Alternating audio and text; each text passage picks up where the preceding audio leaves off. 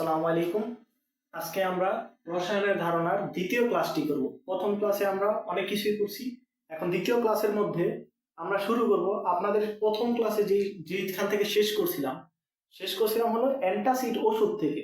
Antacid ওষুধের উপরের উপরের সবটাই দেওয়া আছে যে কেরোসিন, প্রাকৃতিক গ্যাস ও মোমের দহন। কেরোসিন, প্রাকৃতিক গ্যাস ও মোমের দহন, এই তিনটা জিনিস আলাদা আলাদা মনে হলেও আসলে তিনটা জিনিস একই। এই প্রাকৃতিক গ্যাস, কেরোসিন এবং মোম তিনটাই হলো কি হাইড্রোকার্বন। হাইড্রোকার্বন কি? হাইড্রোকার্বন হলো ওই সকল যৌগ, যেই সকল যৌগগুলা কার্বন কার্বন এবং হাইড্রোজেনের সমন্বয়ে গঠিত। যেমন আপনারা ধরেন মিথেন, CH4, এটা একটা হাইড্রোকার্বন এবং এটা জৈব যৌগ। হাইড্রোকার্বন আর জৈব যৌগের ভিতরে একটু মাত্র ডিফারেন্স আছে, বাদ বাকি সবই ঠিক আছে।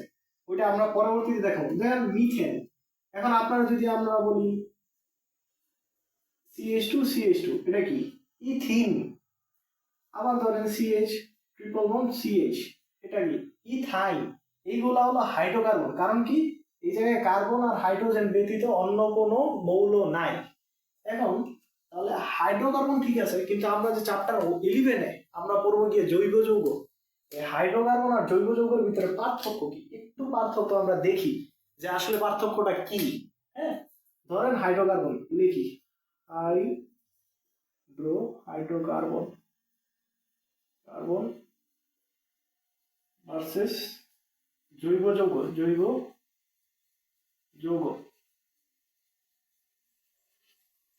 হাইড্রোকার্বন আর জৈব যৌগের ভিতরে একটাই পার্থক্য, হাইড্রোকার্বন কার্বন আর হাইড্রোজেনের সমন্বয়ে গঠিত যৌগগুলা।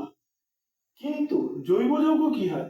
জৈব যৌগ কার্বন আর হাইড্রোজেনের সমন্বয়ে গঠিত, মানে জৈব যৌগগুলো হাইড্রোকার্বন হইতে পারে এক নাম্বার, হাইড্রোকার্বন হইতে পারে দ্বিতীয়ত। জৈব যৌগগুলো এই হাইড্রোকার্বনের মানে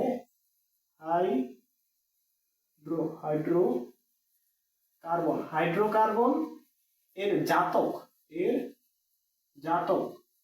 জাতক বা এর থেকে উদ্ভূত হয়। উদ্ভূত মানে কি? এই জায়গা থেকে বিলং করে। ধরেন একটা হাইড্রোকার্বন, আমি এই যে মিথেন, এটা একটা হাইড্রোকার্বন, এটা আপনি হাইড্রোকার্বন বলতে পারবেন, হাইড্রোকার্বন, এবং এটা জৈব যৌগ বলতে পারবেন, কোনো সমস্যা নাই। জৈব যৌগ এগুলো চ্যাপ্টার 11-এ পড়া, চ্যাপ্টার 11-এ অনেক বিস্তারিত ভাবে আলোচনা করবো।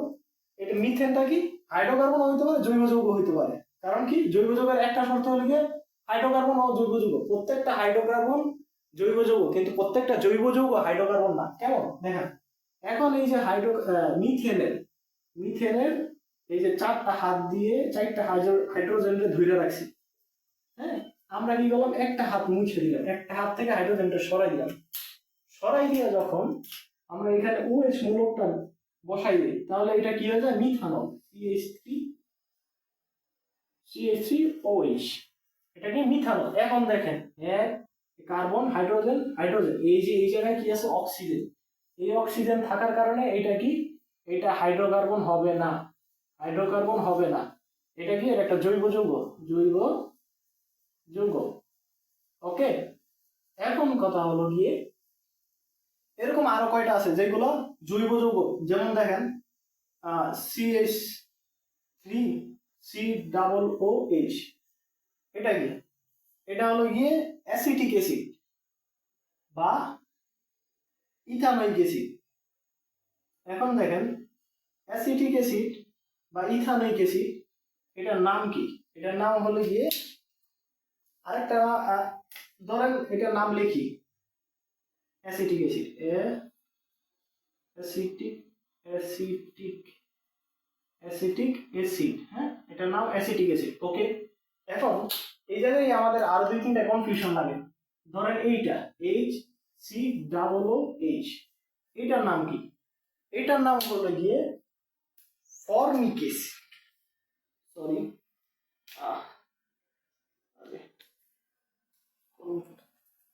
এটার নাম হলো গিয়ে ফর্মিক অ্যাসিড,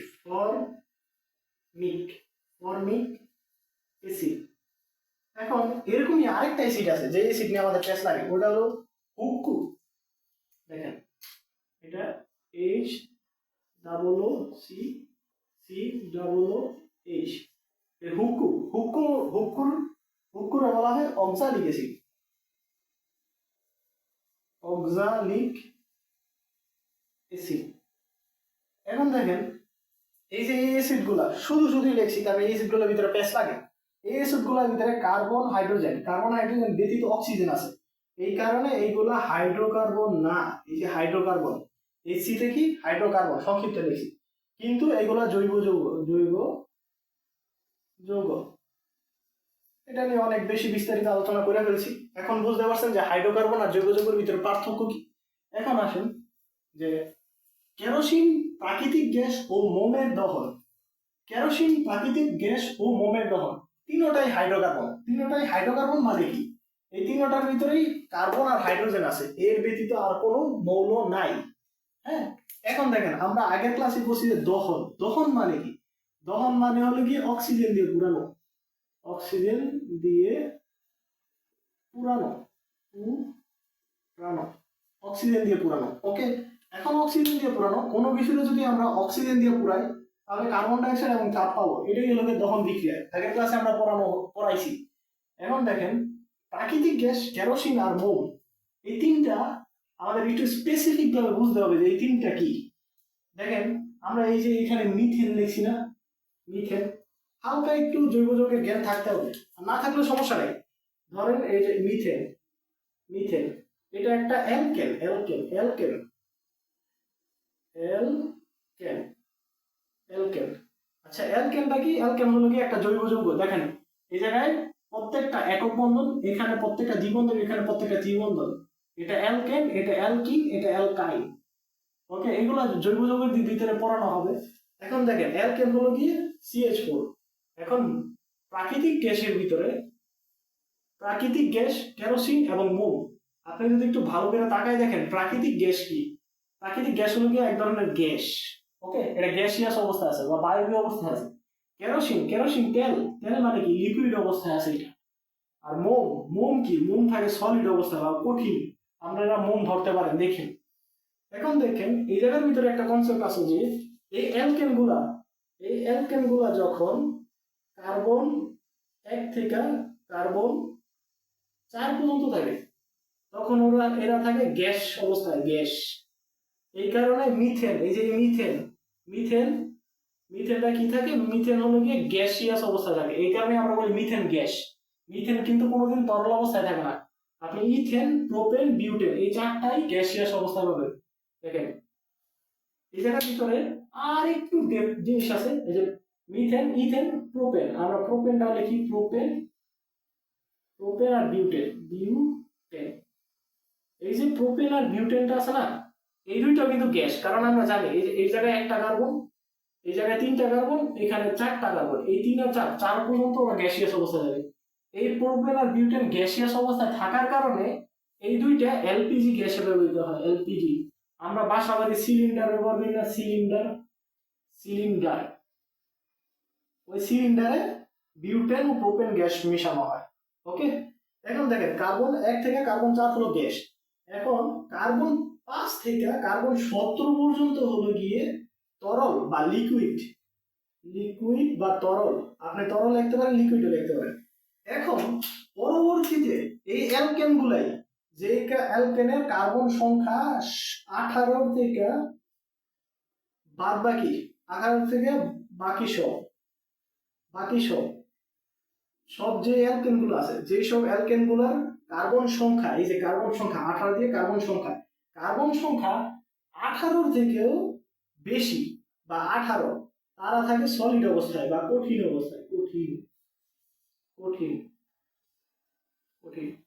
তার মানে আমরা কি বুঝতে পারতেছি, দেখেন এত কিছু পড়ানোর পরে, এত কিছু পড়ানোর পরে বুঝতে পারলাম যে এটা একটা অ্যালকেন, প্রাকৃতিক গ্যাসের একটা অ্যালকেন, মোম একটা অ্যালকেন।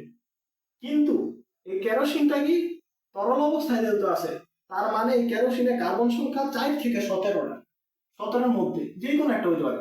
প্রাকৃতিক গ্যাস কি এক ধরনের অ্যালকেন, আর আমরা জানি প্রাকৃতিক গ্যাসের মূল উপাদান হলো গিয়ে মিথেন, তার মানে এটা একটা অ্যালকেন, কিন্তু এটা গ্যাসিয়াস অবস্থায় আছে। এখন দেখেন মোম, মোমও একটা অ্যালকেন। অ্যালকেনটা কি? একটা জৈব যৌগ। ওইটা পরবর্তীতে পড়বেন, আপাতত মনে রাখেন একটা অ্যালকেন। এই মোমটা কি হবে? মোমটাও একটা অ্যালকেন, কিন্তু মোমের কার্বন সংখ্যা দেখেন 18 থেকে বাদ বাকি সব। এই কারণে মোমটাকে বলা হয় উচ্চতর অ্যালকেন। দেখেন, মোমকে বলা হয় মোম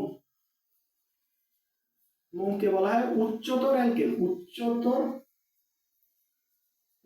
অ্যালকেন। অ্যালকেন উচ্চতর অ্যালকেন বলার কারণ কি? কাদের উচ্চতর বলা হয়? যাদের কার্বন সংখ্যা অনেক বেশি, ওদের বলা হয় উচ্চতর অ্যালকেন। ওকে, তার মানে কার্বন সংখ্যা যাদের অনেক বেশি তাদের বলা হবে উচ্চতর অ্যালকেন। এখন দেখেন, এই যে তিনটারই যদি দহন করি, ধরেন তিনটার থেকে একটা দহন করব। ওয়েট, একটু মুছি। আপনারা এগুলো তিল্লা রেখেন, সমস্যা নাই। একটু মুছি, হালকা করে মুছে ফেলি, সমস্যা নাই। এখন দেখেন, মোছার পরে গেল এই যে মোম, একটু চিন্তা ভাবনা করি যে মোমে কি হয় না হয়। এই যে মোমটা কি? একটা উচ্চতর অ্যালকেন। এখন এই মোম নিয়ে কাজ করব। মোম মোমের মোমের যে কোনো একটা সংকেত নেই। মোম কার্বন 17 হইতে পারে, 17 হইতে পারে না। মোম কার্বন 18 দিয়ে হইতে পারে, 29 দিয়ে হইতে পারে, 30 দিয়ে হইতে পারে, যে কোনো কিছু হইতে পারে। তার মানে মোমের একটা সংকেত লিখি, যে কোনো একটা মোমের সংকেত। কিন্তু মোমের সংকেত দেখতে হলে আমাদের চিন্তা ভাবনা করতে হবে কার্বন সংখ্যা 18-র উপরেই দেবো, বা 18 দেবো। মনে 18 লিখলাম, 18 দুগুণে 36 এবং 37 38। এটা হলো গিয়ে একটা অ্যালকেন, যেটা কঠিন অবস্থায় অ্যালকেন। ধরেন এটাই মোমের সংকেত। এখন এই মোমরে যদি আমরা এখানে লিখি মোম 38, আবারও বলতেছি 38, এই জায়গায় 18 জায়গায় 19 হইতে পারে, 20 হইতে পারে, যে কোনো কিছু হইতে পারে। কিন্তু এটা দ্বারা বুঝলাম যে মনে করেন একটা মোম বা কঠিন অ্যালকেন। মোম বলতে পারেন, কঠিন কঠিন অ্যালকেন বলতে পারেন, অ্যালকেন কঠিন অ্যালকেন বলতে পারেন। এটার আরেকটা নাম হলো গিয়ে উচ্চতর অ্যালকেন। উচ্চতর অ্যালকেন। ওয়েট, অ্যালকেন, উচ্চতর অ্যালকেন। ওকে, এখন দেখেন, এই জিনিসটাকে যদি আমরা অক্সিজেন দিয়ে পুরাই, তখন আমরা কি পাবো? কার্বন ডাইঅক্সাইড পাবো, তাপও পাবো। এটা তো নর্মাল জিনিস। আমরা যদি কোনো কিছুটা পুরাই, এই যে মোমবাতির ভিতরে আগুন ধরাই দিলাম, ধরানোর ফলে কি হবে? এই যে দেখেন, উপরে তাপ উৎপন্ন হবে, এই যে আমরা তাপ পাইলাম। এবং আপনারা যদি মোমের উপরে একটা চামিচ রেখে দেন, দেখবেন চামিচটা কালো হয়ে গেছে। তার মানে কালো হওয়ার মানে কি? ওইটার ভিতর থেকে কালি উৎপন্ন হয়, বা কার্বন ডাইঅক্সাইড গ্যাস উৎপন্ন হয়, কার্বন ডাইঅক্সাইড গ্যাস। ওকে, এখন দেখেন, মোমটা যখন গলার সময় লিকুইড অবস্থায় এখানে এখানে পড়তে থাকে না, তার মানে এখানে পানি উৎপন্ন হয়, পানি। এবং পাশাপাশি মোমটা জ্বালাইলে আলো তো উৎপন্ন হবে, তাই এখানে আলো উৎপন্ন হয়, আলো। ওকে, তার মানে কি? প্রাকৃতিক গ্যাস, কেরোসিন, মোম, এই তিনটারই যদি আমরা দহন করি, তাহলে আমরা কি পাবো? কার্বন ডাইঅক্সাইড, তাপ এবং পানি, এবং আলো পাবো সাথে। এখন আপনারা দহনটা আমরা আগের ক্লাসে পড়াই দিয়েছি, কিন্তু দহনের একটা বড় একটা সমীকরণ আছে, সমতাকৃত সমীকরণ। এই সমতাকৃত সমীকরণটা লাগে না, কিন্তু আমরা দেখাই দিই। মনে করেন CX, HY, যে কোনো একটা হাইড্রোকার্বন এক্স মানে কি? এক্স এর জায়গায় 1 2 3 হতে পারে, ওয়াই এর জায়গায় 1 2 3 হতে পারে। সমতাকৃত বুঝাইতেছি, সমতাকৃত দহন বিক্রিয়া। এটার সাথে x plus y by four পরিমাণ, বা y by four mole oxygen, এই এই হাইড্রোকার্বনের সাথে এই পরিমাণ অক্সিজেন যদি যুক্ত করেন, তাহলে আপনি কি পাবেন? আপনি পাবেন কার্বন ডাইঅক্সাইড, পানি, তাপ, এবং আর কি আছে? আলো। আলো লেখা লাগে না, তবুও লিখলাম, সমস্যা নেই। এখন দেখেন, এই যে আমরা লিখলাম না, এই এক্স পরিমাণ কার্বন ডাইঅক্সাইড, আর এই জায়গায় x/2, এটা একটু মুখস্থ রাখতে হবে। Sorry, y/2। হ্যাঁ, এটা একটু মুখস্থ রাখতে হবে। এটা হলো গিয়ে সমতাকৃত দহন বিক্রিয়ার সমীকরণ, বা ধরেন দহন বিক্রিয়ার সমীকরণ। দহন বিক্রিয়ার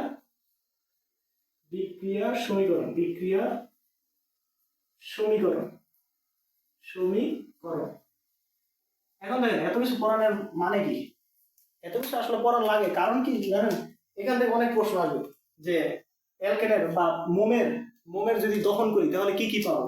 আপনি পড়ে আছেন কার্বন ডাইঅক্সাইডের তাপ, পানি পড়ে নেই, তাহলে পানি এসে বলো আপনি পানি দাগান নেই, তাহলে আপনার এমসিকিউ ভুল। তাই এই কারণে আমার এত কিছু পড়ানো। এখন দেখেন আমরা একটু 2 মিনিটে রিক্যাপ করি। কেরোসিন, প্রাকৃতিক গ্যাস ও মোম। কেরোসিন, প্রাকৃতিক গ্যাস ও মোম। এখন দেখেন এই মোম গুলা কি, তিনটাই হাইড্রোকার্বন। হাইড্রোকার্বন মানে কি, এইগুলার যদি ভাঙেন বা এগুলার ভিতরে তাকান, কার্বন আর হাইড্রোজেন বাদে আর কিছু পাবেন না। হাইড্রোকার্বন আর জৈব যৌগের ভিতরে পার্থক্য কি, হাইড্রোকার্বন হলো গিয়ে কার্বন আর হাইড্রোজেন থাকবে, কিন্তু জৈব যৌগ হাইড্রোকার্বন হইতে পারে, বা হাইড্রোকার্বনের লগে অক্সিজেন লাগানো থাকতে পারে, নাইট্রোজেন লাগানো থাকতে পারে, যে কোনো কিছু থাকতে পারে। যেমন বেনজিন, বেনজিন একটা হাইড্রোকার্বন, কারণ বেনজিনের মধ্যে কোনো অক্সিজেন নাই, নাইট্রোজেন নাই। হ্যাঁ, তো এখন দেখেন মোমের দহন টহন সবগুলো বোঝানো হলো। এর পরবর্তীতে আমরা চলে যাব পরবর্তী কনসেপ্টে।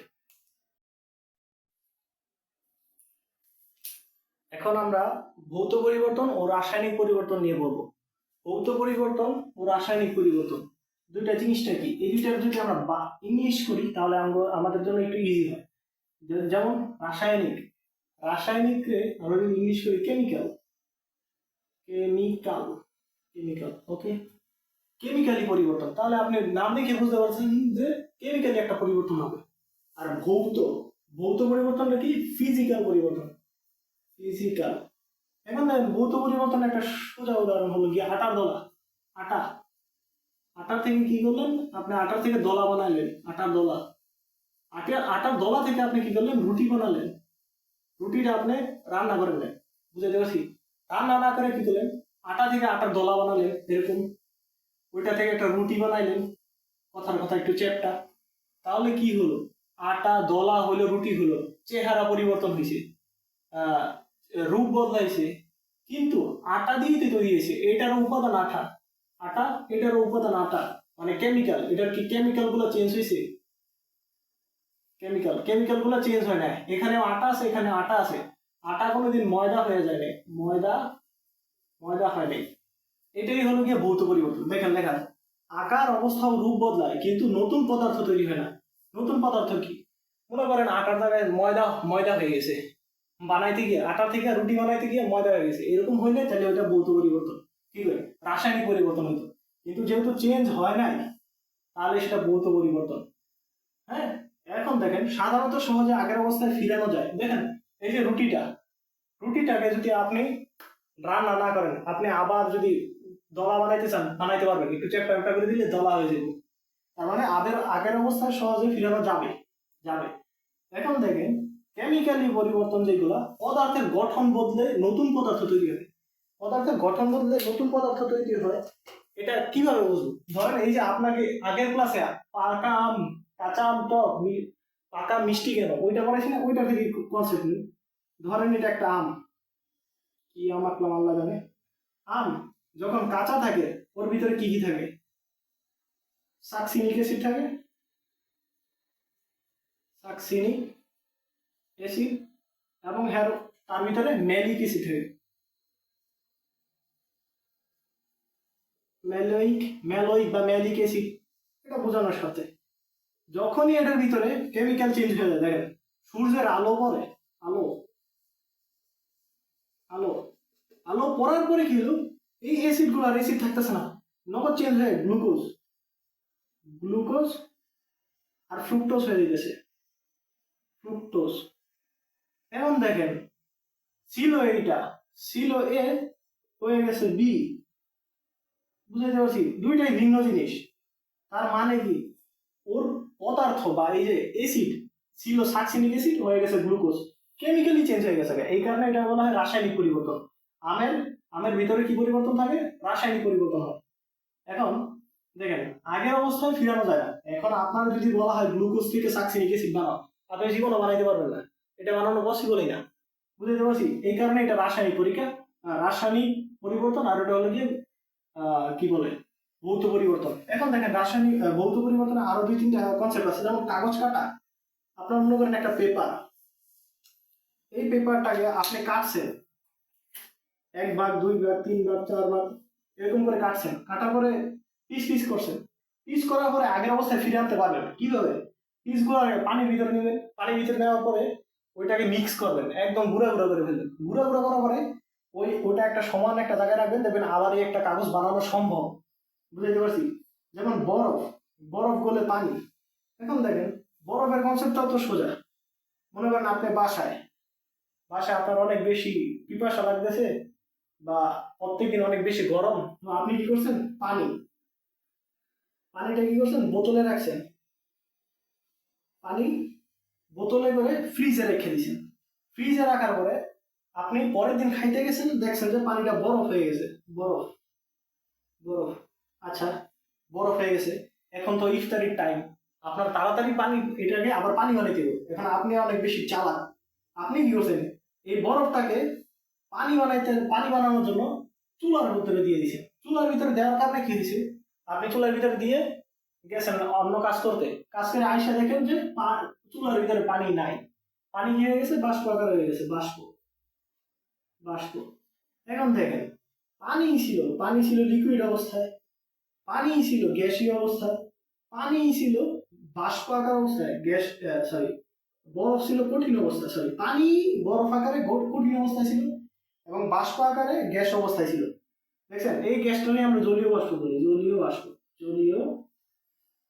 বাষ্প তারপর আবার ঘনীভবন হয়ে আবার পানিতে ব্যাক করে। এখন দেখছেন বরফ গলে পানি হলো গিয়ে ভৌত পরিবর্তন। এখন ভৌত পরিবর্তন কিভাবে দেখেন?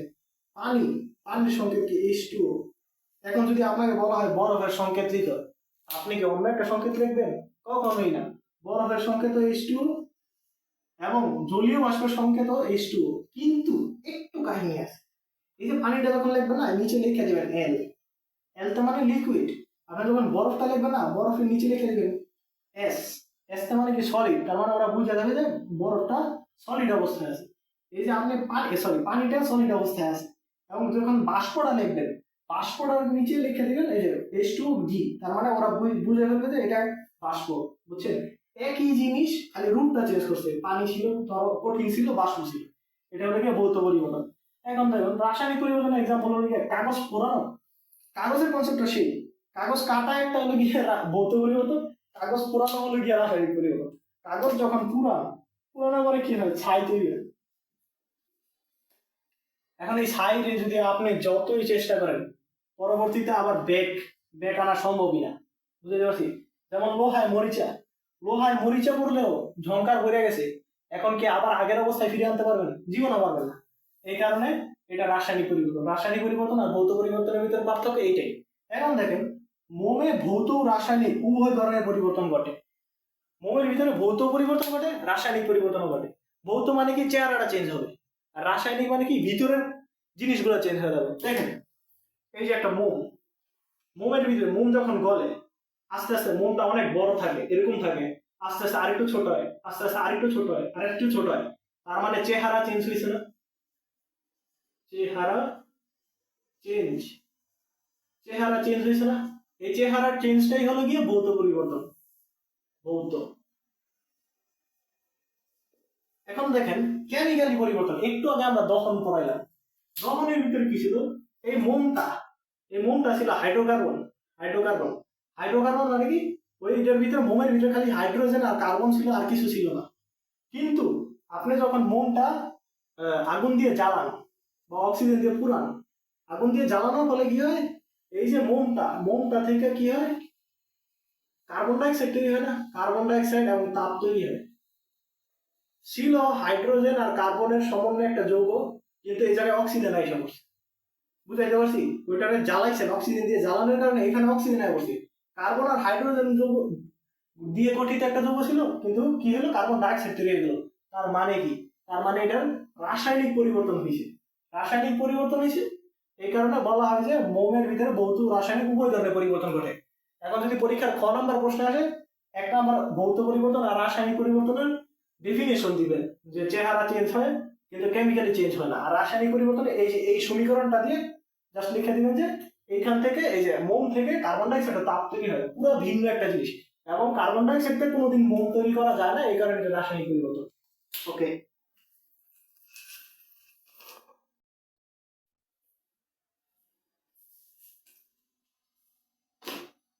ওকে, এখন আমরা বায়ু নিয়ে দেখব। আমাদের বইয়ের ভিতরে বায়ুতে দেওয়া আছে, বায়ু একটা ছক আছে, ছকের ভিতরে দেওয়া আছে বায়ু, প্রধানত নাইট্রোজেন ও অক্সিজেন। এখন প্রধানত নাইট্রোজেন ও অক্সিজেন দেওয়ার মানে কি? আসলে বায়ুমণ্ডলে আপনি যখন দেখবেন উপরের লেভেলে পড়লে দেখবেন বায়ুমণ্ডলের 78%, কত পার্সেন্ট? 78% নাইট্রোজেন। বায়ুমণ্ডলের 78% নাইট্রোজেন, আর বায়ুমণ্ডলের 20% হলো গিয়ে কি? অক্সিজেন। তার মানে কি? যদি বলে বায়ুমণ্ডলের প্রধান গ্যাস কি, প্রধান গ্যাস বা বায়ুমণ্ডলের সবচেয়ে বেশি কোনটা থাকে, তাহলে ওটার অ্যান্সার হবে নাইট্রোজেন। বায়ুমণ্ডলে দ্বিতীয় সবচেয়ে বেশি থাকে অক্সিজেন। এখন আরেকটু আমরা জিনিস জানতে পারি, যেমন বায়ুমণ্ডলে কি নাইট্রোজেন আর অক্সিজেনই থাকে, আর কিছু থাকে না? হ্যাঁ থাকে, অবশ্যই থাকে। বায়ুমণ্ডলে কার্বন ডাইঅক্সাইড থাকে। কার্বন ডাইঅক্সাইড, বায়ুমণ্ডলে কার্বন ডাইঅক্সাইড পরিমাণ কত? 0.03%। এটা আপনারা পড়ছেন বা বায়োলজিতে পড়বেন। এখন এখান থেকে আরেকটা জিনিস রিলেট করেন, পানিতে কার্বন ডাইঅক্সাইডের পরিমাণ কত? পানিতে কার্বন ডাইঅক্সাইডের পরিমাণ হলো গিয়ে কার্বন ডাইঅক্সাইড 0.1 কম দিবেন, 0.3%। বুঝতে পারছি? তার মানে কি? কার্বন ডাইঅক্সাইড বায়ুমণ্ডলে কম, অক্সিজেন পানিতে বেশি। বুঝতে পারছি? ওকে, এখন মাঝে মধ্যে নাইট্রোজেন থাকে, অক্সিজেন থাকে, কার্বন ডাইঅক্সাইড থাকে, আর্গনও থাকে। 1%-এর মতো। অনেক গ্যাস থাকে বায়ুমণ্ডলে, কিন্তু আমাদের জীবন ধারণের জন্য আসলে অক্সিজেনটা অনেক বেশি ইম্পর্টেন্ট ভূমিকা রাখে। কিন্তু নাইট্রোজেনটা আপনি ফালাই দিতে পারবেন না। কেন পারবেন না? এটার কারণ দেখেন, আগে বুঝতে হবে যে আমাদের ফুসফুসের মেকানিজমটা কি। ফুসফুস কিছু না, একটা থলি, জাস্ট একটা থলি, মনে করেন একটা থলি, এটার নামই ফুসফুস। আপনি মাইনা নেন, সমস্যা নাই তো। আর আমি মানলাম যে এটা ফুসফুস। ফুসফুস যখন এটা মনে করেন একটা ব্যাগ, এখন এটার নাম ফুসফুস, আপাতত এটা ফুসফুস, মাথা থেকে চিন্তা ভাবনা করতেন ব্যাগ। ব্যাগটা যখন চাপ দিবে এখান থেকে সব বাতাস বের হয়ে যাবে না? বাতাস বের হয়ে গেল। কিন্তু ব্যাগটা যখন খুলবেন বা প্রসারণ করবেন তখন কি হবে? বাইরের থেকে বাতাস ঢুকবে। এখন বাতাসের ভিতরে কি থাকে? নাইট্রোজেন থাকে, অক্সিজেন থাকে, কার্বন ডাইঅক্সাইড থাকে। তার মানে আপনি যখন শ্বাস নেন বা প্রশ্বাস গ্রহণ করেন তখন আপনার ফুসফুসের ভিতরে নাইট্রোজেন বিদ্যমান থাকে, অক্সিজেন থাকে, কার্বন ডাইঅক্সাইড থাকে, আর্গন থাকে। কিন্তু এটা একটারও কাম নাই। কি এর কাম নাই? ফুসফুস আছে না, এই ফুসফুসের আশেপাশে অনেকগুলো রক্তনালী থাকে। এই রক্তনালীর ভিতরে কি করে? অক্সিজেনটা ধাপ করে ঢুকে যায় এবং কার্বন ডাইঅক্সাইডটা ধাপ করে বের হয়ে যায়। বের হয়ে যাওয়ার পরে যখন কাজ শেষ, অক্সিজেন নিয়ে যাবে রক্তনালী, আর কার্বন ডাইঅক্সাইড গুলো যখন ফালাই দেয় তখন কি করে? ফুসফুসটা চাপ দেয়। চাপ দেওয়ার কারণে কি হয়? আপনার বাইরের দিকে যেইগুলো, এই যে নাইট্রোজেনটা, এই যে অক্সিজেনটা, এই আর্গনটা, এই যে কার্বন ডাইঅক্সাইড, এইগুলো সব বের হয়ে যায়। তার মানে কি? আমাদের শরীরে ফুসফুসের একমাত্র কাজ হলো খালি ভরবো আর মানে ফুলবে আর সংকোচন হবে আর প্রসারণ হবে, আর কিছু না। রক্তনালী অক্সিজেনটা নিয়ে যাবে আর করবে। খালি ওর কাজ খালি পাম্প করা। ফুসফুসের কাজ হলো পাম্প না, আসলে পাম্পটা হৃৎপিণ্ড করে। ফুসফুসের কাজই সংকোচন আর প্রসারণ হওয়া, বেলুনের মতন। বুঝাইতে পারছি? তাছাড়া ফুসফুসের আর কোনো কাজ নেই। কিন্তু এইটা না থাকলে আপনি শেষ। অক্সিজেন আপনার শরীরে থাকবে না। সবকিছু কি করে? যদি অক্সিজেন না থাকে তাহলে আপনার শরীরে গ্লুকোজ উৎপন্ন, শক্তি উৎপন্ন হবে না এবং আপনার সেলগুলো মারা যাবে। ওগুলো নিয়ে সমস্যা নেই। এখন দেখেন, বায়ুমণ্ডলে অক্সিজেন শরীরের ভিতর দিয়ে বিয়োজিত হয়ে শক্তি উৎপন্ন করে। এই যে দেখেন, একটু আগে বলাইলাম যে এই যে থলি বা ফুসফুসের ভিতরে কি হয়? সবগুলো বাতাস হয়। এই বাতাস হওয়ার পরে এই অক্সিজেনটা কি হলো? ও রক্তে লিটে নিল। রক্তে নেওয়ার পরে এই অক্সিজেনটা যাবো মাইটোকন্ড্রিয়া।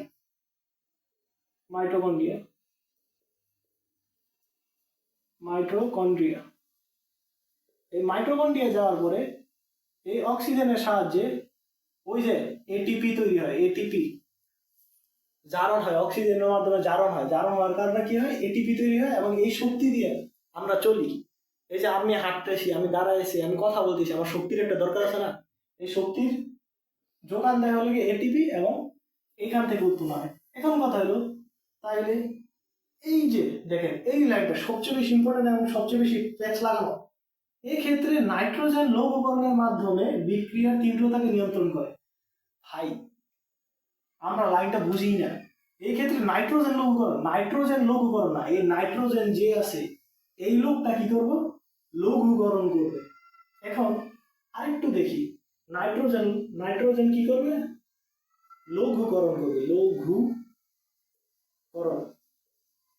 এখন লঘুকরণ মানে কি? লঘু মানে কি? কমানো। লঘুকরণ মানে কমানো। যেমন দেখবেন আপনারা কেমিস্ট্রির ভিতরে পড়েন এইচসিএল এর 0.1 মোল বা 0.1 মোল বা 1 মোল এরকম। এই যে 1 মোল দ্রবণ, আপনার কি একটাবার চিন্তা হয় না যে আপনি ল্যাবের ভিতরে, বা ল্যাবে তো কোনদিন যান নাই, ল্যাবের ভিতরে যাওয়ার পরে এইচসিএল দেখবেন আপনার হাতে ধরতেছে না, আপনার হাতে কিছু হইতেছে না, কারণ কি জানেন? একটা গ্লাসের ভিতরে বেশিরভাগ এইচসিএল থাকলে, মনে করেন পানি অনেক বেশি পানি, ওই পানির ভিতরে একটু এইচসিএল দিয়ে দিছে, বা মনে করেন এইচসিএল অনেক বেশি, এই গ্লাসের ভিতরে এইচসিএল আছে, এইচসিএল এর এই পরিমাণ আছে, আপনি এর থেকে ডাবল পরিমাণ কি করলেন? পানি দিয়ে দিলেন। পানি দেওয়ার কারণে কি হলো? ওই অ্যাসিডটার শক্তিটা কমে যায় বা লঘুকরণ হয়ে যায়, অ্যাসিডটার কাজটা কমে যায়, যার কারণে আমাদের শরীরে ক্ষতি হয় না। এটাকে বলা হয় লঘুকরণ। তার মানে কি করে? নাইট্রোজেনও কি করে? লঘুকরণ করে। এখন কার লঘুকরণ করে? অক্সিজেনের লঘুকরণ। অক্সিজেন লঘুকরণ করে কেমনে? এই যে লেখা আছে যে নাইট্রোজেন লঘুকরণের মাধ্যমে বিক্রিয়ার তীব্রতাকে নিয়ন্ত্রণ করে। এখন লঘুকরণটা কার করবে? অক্সিজেনের করবে। কার করবে? অক্সিজেনের লঘুকরণ করবে, অক্সিজেনের। এখন কেমনে করবে? নাইট্রোজেনে তো কোনো কাজই নেই, খালি ফুসফুসের ভিতরে ঢুকি আর বার হয়ে যায়, আমার তো কোনো কাজ নাই। এখানেই নাইট্রোজেনের একটা কাজ। দেখেন, নাইট্রোজেনের কাজ অক্সিজেন নিয়ন্ত্রণ করে, শ্বসন নিয়ন্ত্রণ করা। এখন অক্সিজেনের নিয়ন্ত্রণ করবো কেমনে? দেখেন, অক্সিজেনের নিয়ন্ত্রণ করার ওর কোনো উপায় নেই। ধরেন এই যে একটা বায়ুমণ্ডল, বায়ুমণ্ডলের ভিতরে যদি 100% 70% নাইট্রোজেন নিয়ে ফেলে, আর মনে করেন 20% অক্সিজেন নিল, নেওয়ার কারণে কি হলো? অক্সিজেনের মনে করেন আমরা এই জায়গায় 70% কি 80%ই ধরতে গেলে, 78% না, 78% তো ধরেন 78%, আর এই জায়গায় 20%। এখন কি হলো? নাইট্রোজেনটা কি করে? এই অক্সিজেনটাকে লঘুকরণ করে। যদি নাইট্রোজেন বায়ুমণ্ডলে 20%, কি করে নাইট্রোজেন বায়ুমণ্ডলে 78% না থাকতো, তাহলে কি হতো জানেন? বায়ুমণ্ডলে বেশি থাকতো হলো কি 80%, বা কথার কথা 80% অক্সিজেন থাকতো। 80% অক্সিজেন থাকলে কি হইতো জানেন? এই যে 80% যদি অক্সিজেন থাকতো, তাহলে আমাদের শরীরের বিক্রিয়াগুলো অনেক তাড়াতাড়ি হতো। এবং এটা নিয়ে একটু পরে আমরা বুঝাইতেছি। এখন আমরা এই জায়গাতে আসি যে নাইট্রোজেনের কাজ অক্সিজেন নিয়ন্ত্রণ করে, শ্বসন নিয়ন্ত্রণ করা। নাইট্রোজেনে কি করে? অক্সিজেনটা নিয়ন্ত্রণ করে। অক্সিজেনটা কিভাবে নিয়ন্ত্রণ করে? নাইট্রোজেন 78% আছে, আমি মনে করেন আমার একটা ক্লাসের ভিতরে আমার লোক আছে 78 জন, আর এখন মনে করেন আমার প্রভাব বেশি, এখন আমি চাইলেও 50-60 জন ঢুকাইতে পারবো না, অন্য মানুষের লোক। আমি যা আমার প্রভাবে বা অন্য মানুষ আসতে পারবে না এই জায়গায়। যদি মনে করেন 100টা, মনে করেন একটা রুম, এই যে একটা রুম, এই রুমের ভিতরে 100 জন থাকতে পারবে, 100 জন থাকতে পারলে, এখন মনে করেন আপনি আপনার দলবল নিয়ে 78 জন আছেন। এখন আপনি চাইলেই কি, বা আপনি চাওয়ার দরকার নেই, অন্য মানুষ চাইলেই কি আপনার 50 থেকে 60 জন ঢুকাইতে পারবে? কোনোদিন ঢুকাইতে পারবো না। কারণ কি? আপনার একটা প্রভাব আছে, আপনি 78 জন, আপনি অনেক বেশি, মাত্র সিটি আছে 22টা, এই কারণে মানুষ ঢুকবে 20 জন। তার মানে কি? আপনি ইনডাইরেক্টলি মানুষ কমাই দিলেন। এইটাই করছে যে নাইট্রোজেন অনেক বেশি থাকার কারণে কি দিয়েছে? অক্সিজেনটা কমাই দিছে, যে ভাই তুমি কম থাকো, আর তুমি কম থাকলেই ভালো। এইভাবে কি করছে? অক্সিজেনটা নিয়ন্ত্রণ করে, শ্বসন নিয়ন্ত্রণ করে। এই যে দেখেন, নাইট্রোজেন সরাসরি প্রশ্বাসে অংশ নেয় না, সরাসরি না। আমি বাতাস নিয়ে বাতাস নেওয়ার সময় আমার ভিতরে নাইট্রোজেন ঢুকতেছে, কার্বন ডাইঅক্সাইড ঢুকতেছে, আর্গন ঢুকতেছে, এটা তো সমস্যা নাই। কিন্তু এই যে যখন নিতেছি, নেওয়ার সময় কি হয়? 75 জনের ভিতরে এই যে দেখেন, আমি যখন শ্বাস নিতেছি 75% নাইট্রোজেন নিতেছি। তার মানে কি? অক্সিজেনটা অল্প পরিমাণে নিতেছি না, আমাদের শরীরে বেশি অক্সিজেনের দরকার নাই। আমাদের শরীরে যদি কম অক্সিজেন হয়, তাহলে আমাদের শরীরটা ঠিক থাকে। যেমন দেখেন, এই কারণে আমার নাইট্রোজেনটা কি করে? আমাদের শরীরের, বা আমাদের শরীর না, আমাদের বায়ুমণ্ডলে অক্সিজেনের মাত্রাটা নিয়ন্ত্রণ করে। কিভাবে নিয়ন্ত্রণ করে? বেশি থেকে নিয়ন্ত্রণ করে, যাতে আরো অক্সিজেন না থাকতে পারে বায়ুমণ্ডলে। এখন না থাকলে সুবিধা কি? আচ্ছা, না থাকলে সুবিধা থাকে হলো গিয়ে, এই যে ওরা কি করে? অক্সিজেনটারে নিয়ন্ত্রিত করে রাখে, বা অক্সিজেনটারে পাতলা করে রাখে। এই পাতলা করার নাম হলো গিয়ে ডিলিউট করা, অক্সিজেনের ডিলিউট করা, অক্সিজেনটা পাতলা করা। তার মানে কি? একটা রুমের ভিতরে 100 জন আছে, 100 জন থাকার কথা, 100 জন থাকতে পারবে, ওর ভিতরে 78 জনই নাইট্রোজেন আছে। এই কারণে কি করছে? থাকার নাইট্রোজেন থাকার কারণে কি করছে? অক্সিজেন জায়গা পাইছে 20টা। এখন যদি নাইট্রোজেন না থাকতো তাহলে অক্সিজেন 80টা 90টা যতটা পারতো। এই কারণে নাইট্রোজেন প্রত্যক্ষভাবে শ্বসনের ভিতরে ভূমিকা না রাখলেও পরোক্ষভাবে কিন্তু রাখে। এখন কোয়েশ্চেন হলো, বায়ুমণ্ডলে যদি নাইট্রোজেন না থাকতো তাহলে কি হতো? বায়ুমণ্ডলে যদি নাইট্রোজেন না থাকতো তাহলে অক্সিজেনের পরিমাণ কি হতো? বাইরে যেত। অক্সিজেনের পরিমাণ বাইরে গেলে আমাদের শরীরে বিক্রিয়ার হার, আমাদের শরীরে বিভিন্ন বিক্রিয়া হয় না? আমাদের শরীরে হাত দিয়ে দেখবেন আমাদের শরীরটা গরম, কারণ প্রতিনিয়ত বিক্রিয়া হইতেছে। আমাদের শরীরে যদি যকৃতের কথা বলেন, যকৃতের ভিতরে প্রতিনিয়ত 500-র উপরে বিক্রিয়া হয়। বুঝাইতে পারছি? তার মানে কি বিক্রিয়াটা অনেক বেশি বেড়ে যাবে, অনেক বেশি বেড়ে যাবে। এবং অনেক বেশি বেড়ে যাওয়ার কারণে কি হইতো? আমাদের শরীরে অনেক বেশি ড্যামেজ হইতো, শরীরটা ড্যামেজ হয়ে যেত বা শরীরে ক্ষতি হইতো অনেক বেশি। এই ক্ষতিটাকে বলা হয় অক্সিজেনের টক্সিসিটি।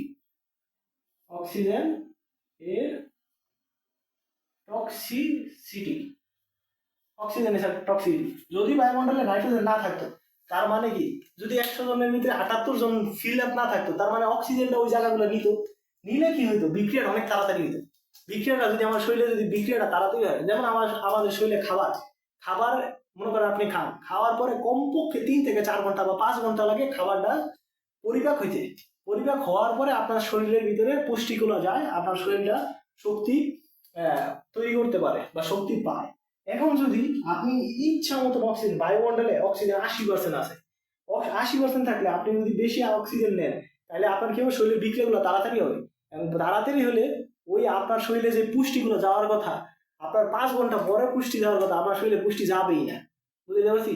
যার কারণে আপনার শরীরে টক্সিসিটি বাইরে যাবে। এই কারণে নাইট্রোজেন পরোক্ষভাবে আমাদের শ্বাস প্রশ্বাসে ভূমিকা রাখে। এই কনসেপ্ট অনেক বেশি জরুরি। আমরা বুঝি না যে নাইট্রোজেন লঘুকরণটা কি।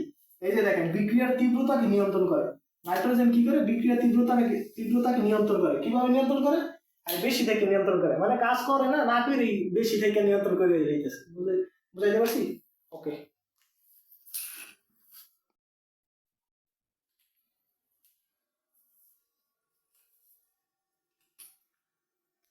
এখন আমরা দেখব যে খাবারের পানিটা দরকার কেন। আমরা মাছ খাই, মাংস খাই, এইগুলো হলো প্রোটিন বা আমিষের চাহিদা। আপনি যদি মাছ খান, আপনার শরীরে প্রোটিনের চাহিদা পূরণ হবে। আপনি যদি ভাত খান, ভাত হলে গিয়ে শর্করা বা কার্বোহাইড্রেট, আপনি যদি ভাত খান তাহলে আপনার শরীরে ভাতের চাহিদা পূরণ হবে। এখন আপনি যদি তেল জাতীয় জিনিস খান তাহলে আপনার শরীরে লিপিডের চাহিদা পূরণ হবে, কথার কথা। এখন আপনার শরীরে খনিজ লবণের চাহিদা পূরণ করা দরকার। এই কারণে আমাদের খাবারের পানি পান করতে হবে। খাবারের পানির ভিতরে কি কি থাকে? যেমন বিভিন্ন ধরনের খনিজ লবণ থাকে, খনিজ লবণ। এবং এই খনিজ লবণ গুলা কেমন লবণ? মনে করেন ম্যাগনেসিয়ামের লবণ থাকতে পারে, ক্যালসিয়ামের লবণ থাকতে পারে। এইগুলো হলো ম্যাগনেসিয়াম, ক্যালসিয়ামের লবণ। এই লবণগুলো থাকলে কিভাবে থাকে? মনে করেন আমরা লবণের সংকেত দেখি না, যে NaCl, এটা একটা লবণ। আবার MgCl2, এটাও একটা লবণ। আবার CaCl2, এটাও একটা লবণ। এই যে লবণগুলো আমাদের শরীরে ম্যাগনেসিয়াম, ক্যালসিয়ামের চাহিদা পূরণ করতেছে। এখন আমরা যখন খাবারে পানি খাই তাহলে আমাদের শরীরে কি হয়? খনিজ লবণের ঘাটতিটা পূরণ হয়। কিন্তু আমরা যে প্রত্যেকদিন কায়িক পরিশ্রম করি, হাঁটি, খাওয়া দাওয়া করি, বা মনে করেন অনেক ধরনের পরিশ্রম করি, ব্যায়াম করার কারণে কি হয়? আমাদের শরীর থেকে বিভিন্ন ধরনের বর্জ্য পদার্থ প্রস্রাবের মাধ্যমে বের হয়, আমাদের শরীরে ঘাম থেকে বের হয়। এখন এই তরল আকারে বের হওয়ার সময় শরীর থেকে কি হয়? লবণগুলা, আমাদের শরীরের জন্য প্রয়োজনীয় লবণগুলাও বেরিয়ে যায়।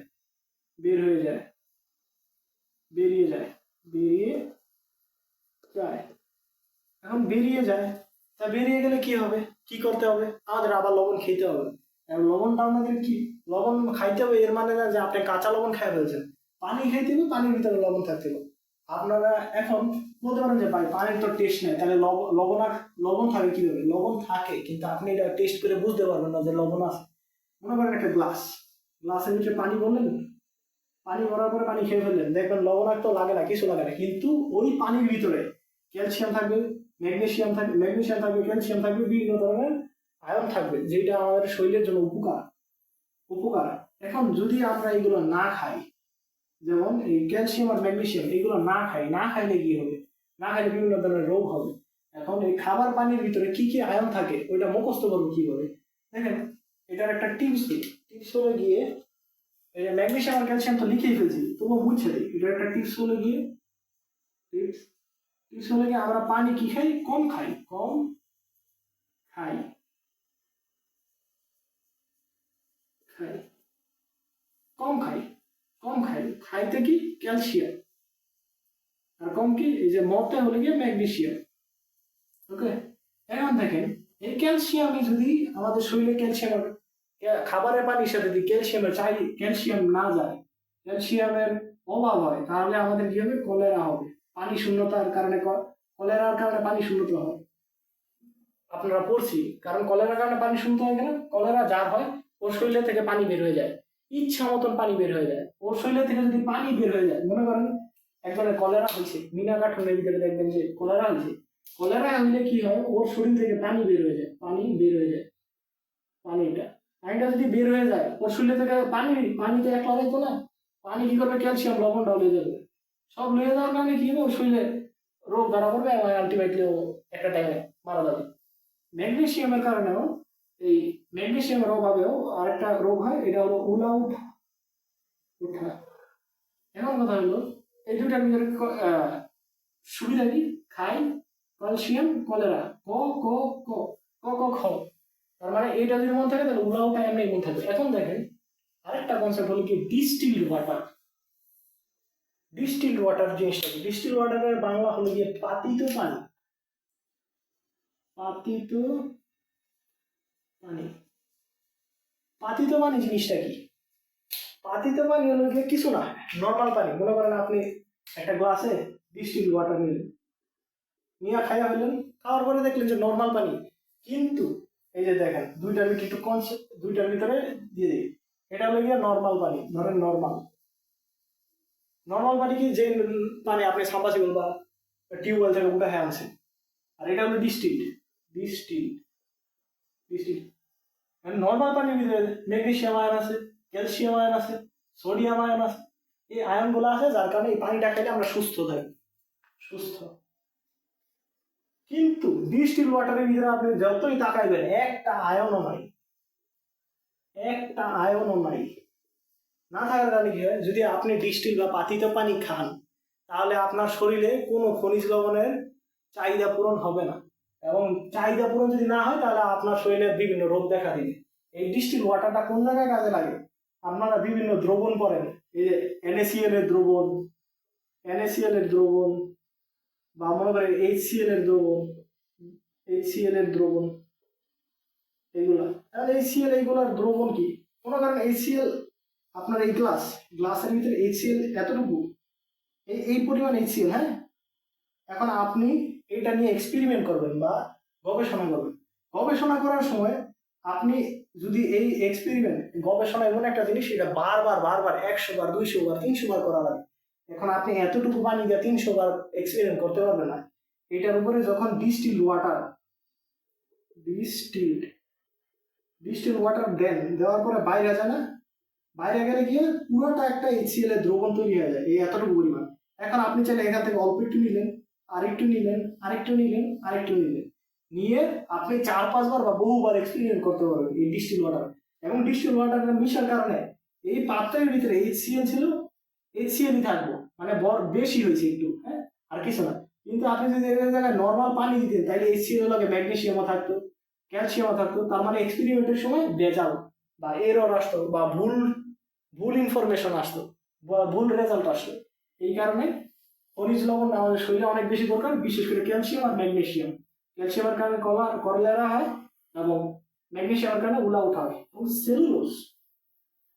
সেলুলোসটা হলো গিয়ে, সেলুলোসের সংকেতটা লিখি C10 বলো, সরি, সেলুলোসের সংকেতটা আমি মুখস্থ রাখতাম কিভাবে, দেখেন সেলুলোজের S আছে, শতে 6, এবং এটার টিপসটা হলো গিয়ে, ছেলেতে মনে করেন আমরা বাংলা ভাষা পারি না, আমি বিশেষ করে বাংলার একটু সমস্যা, বাংলার সমস্যা কি, বাংলা আমার পছন্দ না। ছেলে দেখছি, ছেলে আমার ক্লাস 6 এ 10-এ 5 পেজ, 10-এ 5 পেজ, 10-এ 5 পেজ। এখন এটা কিভাবে সংকেতটা লিখবেন দেখেন, সেলুলোজ, কার্বনের 6, এই যে 6 লিখলেন, CHO। দুনিয়ার যে কোনো জায়গায় সংকেত লিখতে গেলে কার্বনের পরে হাইড্রোজেনের পরে অক্সিজেন, এইভাবেই লিখতে হয়। তো ছেলে আমার ক্লাস 10, এই যে 10 আর ওতে 5, এটা হলো গিয়ে সেলুলোজ। সেলুলোজ কি? সেলুলোজও এক ধরনের শর্করা। এটা আমাদের কোষ রসায়ন বা ইন্টারের পড়া বা বায়োলজিতে থাকলে পড়ানো হবে।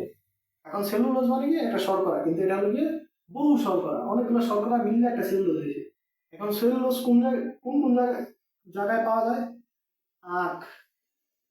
আখ বা বাঁশের ছোবড়া বা কি বলে, বাঁশের উচ্ছিষ্ট অংশগুলা। মনে করেন আপনি আখ বা গেন্ডারি খাওয়ার পরে যেই ফাইবারটা থাকে, ওই ফাইবারটাই সেলুলোজ। ওকে, তার মানে এই ছিল খাবার, পানি এবং সেলুলোজের কাহিনী।